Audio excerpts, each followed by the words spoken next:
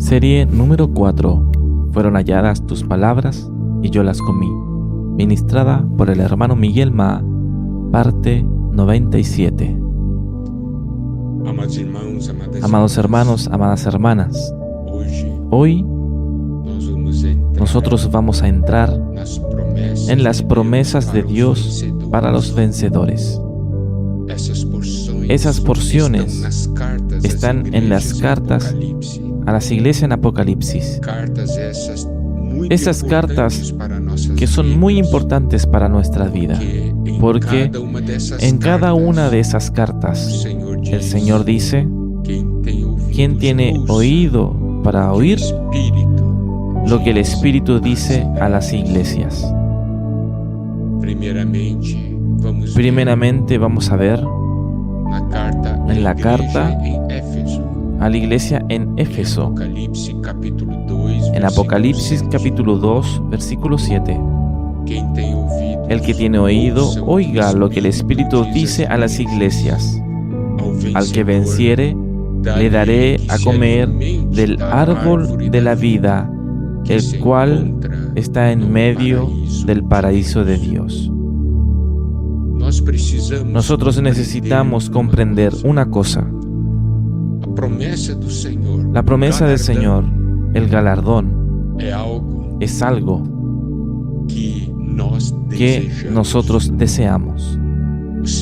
El Señor no dará como galardón, como una promesa, algo que nosotros no deseamos. Entonces es muy importante nosotros ver el contenido de esas promesas. Si hoy nosotros damos valor a esas promesas, a ese galardón, ciertamente nosotros tendremos un vivir en concordancia con la promesa y el galardón que el Señor nos dará. Aquí dice: al vencedor le daré para que se alimente del árbol de la vida, que se encuentra en el medio del paraíso de Dios. Aquí necesitamos ver que ese vencedor, a quien se le dará el derecho de alimentarse del árbol de la vida, que se encuentra en el paraíso de Dios, es alguien que hoy ya se alimenta del árbol de la vida. Conoce el valor del árbol de la vida. ¿Por qué? Porque en el árbol de la vida nosotros tenemos a Cristo como nuestra vida, Cristo como todas las riquezas de Dios. Entonces es muy importante nosotros mirar ese punto. Y nosotros vimos que el problema que había en la iglesia en Éfeso es que ellos habían abandonado el primer amor. Cuando alguien abandona el primer amor para con el Señor, ya no tiene más el deseo de alimentarse del árbol de la vida, ya no tiene más el deseo de experimentar las cosas de Dios. ¿Por qué? Porque está amando otras cosas. Entonces busca disfrutar de otras cosas en el mundo, del pecado o de cosas semejantes.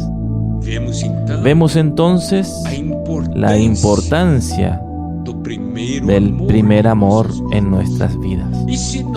Y si nosotros no tenemos el disfrute del Señor, ¿por qué? Porque abandonamos el primer amor. ¿Cuál será la consecuencia? Nosotros perderemos testimonio en nuestro vivir. Ya no expresaremos a Cristo en nuestra vida. Por eso es tan importante nosotros vencer, para que el primer amor retorne, sea restaurado en nuestras vidas.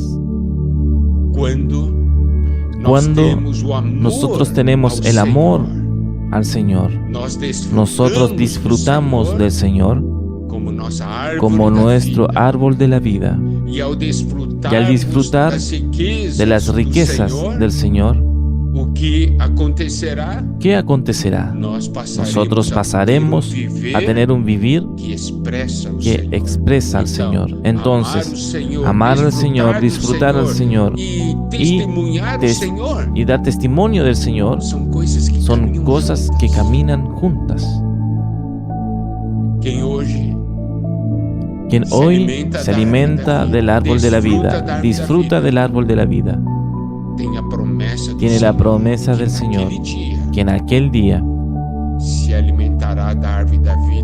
se alimentará del árbol de la vida que se encuentra en el paraíso de Dios. Esto es, tendrá el disfrute en plenitud. Alabado sea el Señor. Entonces nosotros podemos ver que las promesas están conectadas a nuestro vivir de hoy.